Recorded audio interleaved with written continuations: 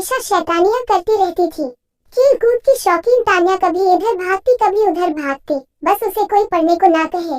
अगर किसी ने पढ़ने को कह दिया तो मानो उसकी जान ही मान ली हो। उसे पढ़ना बिल्कुल भी अच्छा नहीं लगता था। तान्या चाहती थी कि वह हमेशा खेलती कूदती रहे और उसकी माँ उसे रोज शाम को पढ़ने के लिए बिठा देती थी। एक दिन तान्या अपना सबसे पसंदीदा खेल खेल रही थी। जैसे ही उसकी माँ ने उसे पढ़ने को कहा वह बहुत ज्यादा गुस्सा हो गई। उसने सोचा कि अगर वह घर की सारी किताबें जला दे तो उसकी प्रॉब्लम हमेशा के लिए खत्म हो जाएगी। अगले दिन जब उसकी माँ घर पर नहीं थी, तान्या ने सारी किताबों में आग लगा दी। उस आग में एक लाल किताब भी थी। जैसे ही वह किताब जली, बिजली जोर जोर से गड़गड़ाने लगी, तेज हवाएं चलने लगी और अचानक से एक लपट बाहर निकली जो धीरे धीरे एक औरत का रूप लेने लगी। तान्या उसे देखकर बहुत ज्यादा डर गई। तभी अचानक वहाँ पर उसकी माँ आ गई और तान्या को एक थप्पड़ लगा दिया और तान्या की माँ तुरंत उसे पूजा वाले कमरे में ले गई। माँ ने तान्या को बताया कि जब वह लोग इस घर में आए थे तब कुछ लोग कहते थे कि इस घर में एक चुड़ैल का साया है, तो उन लोगों ने एक बड़े पुजारी को बुलाकर इस घर की पूजा कराई और उस पुजारी ने अपनी शक्ति से उस चुड़ैल के साए को इस किताब के अंदर कैद कर दिया और बोला कि कभी भी इस किताब को कोई हाथ न लगाए और अगर गलती से किसी ने इसे आग में डाल दिया तो यह चुड़ैल वापस आजाद हो जाएगी। तान्या यह बात सुनकर डर गई और बोली,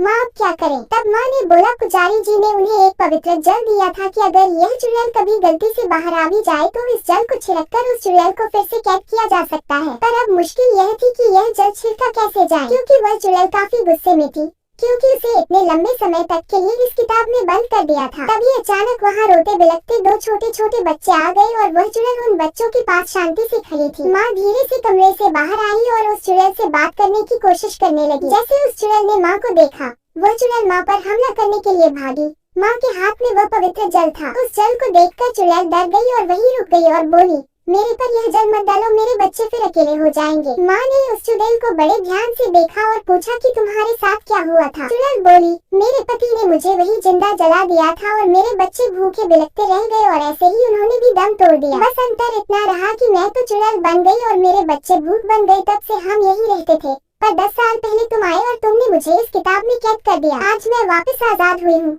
मैं अपने बच्चों को वापस अकेले नहीं छोड़ना चाहती हूँ। माँ सोचने लगी कि अगर यह चुड़ैल ऐसे ही रही और लोगों को नुकसान पहुँचाएगी। तभी चुड़ैल बोली कि तुम हम पर जल मत डालो, हमें मुक्ति दिला दो। माँ ने पूछा कि मैं तुम्हें मुक्ति कैसे दिला सकती हूँ? चुड़ैल बोली कि तुम इस घर के पीछे वाले नीम के पेड़ के नीचे एक हवन कराओ और मेरे बच्चों की आत्मा की मुक्ति के लिए प्रार्थना करो। माँ ने पूछा कि उस पेड़ के नीचे क्यों? चुड़ैल बोली कि मेरे पति ने मुझे यही जलाया था और अगर कोई उस पेड़ के नीचे हवन करता है और मेरे बच्चों की मुक्ति की प्रार्थना करता है तो हमें मुक्ति मिल सकती है। अगले दिन तान्या की माँ ने वहाँ पर एक छोटा सा हवन कराया, जिसमें उन लोगों ने उस चुड़ैल और उसके बच्चों की मुक्ति के लिए प्रार्थना करी। इससे उस चुड़ैल और उसके बच्चों को मुक्ति मिल गई और वह हमेशा के लिए वहाँ से चले गए। और तान्या को भी यह बात समझ आ गई कि हमें ऐसी सारी किताबें नहीं जलानी चाहिए और हमें पढ़ना भी चाहिए, जिससे हम अच्छे और समझदार इंसान बन सके।